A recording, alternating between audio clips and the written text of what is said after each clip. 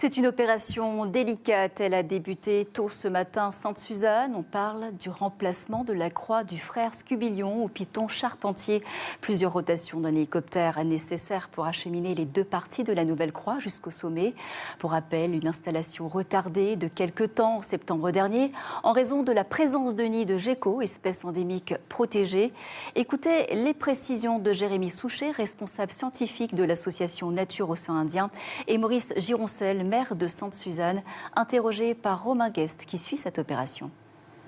Alors le retard il s'est surtout fait par rapport au fait que les geckos ont pondu sur l'ancienne croix qui est tombée.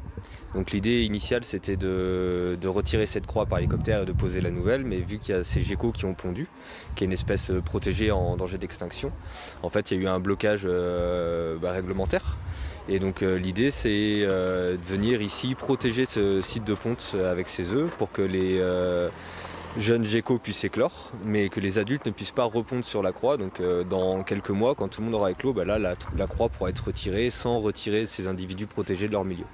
Nous avons donné donc un coup de main à la paroisse pour pouvoir mettre cette croix donc, entre Sainte-Suzanne et Sainte-Marie. Et aujourd'hui donc c'est le grand jour. Donc on a donc financé également à ce projet. Aujourd'hui donc là aussi parce que le survol de l'hélicoptère et tout ça demande des autorisations. Ça tombe bien aujourd'hui, il n'y a pas beaucoup de vent, donc on va pouvoir mener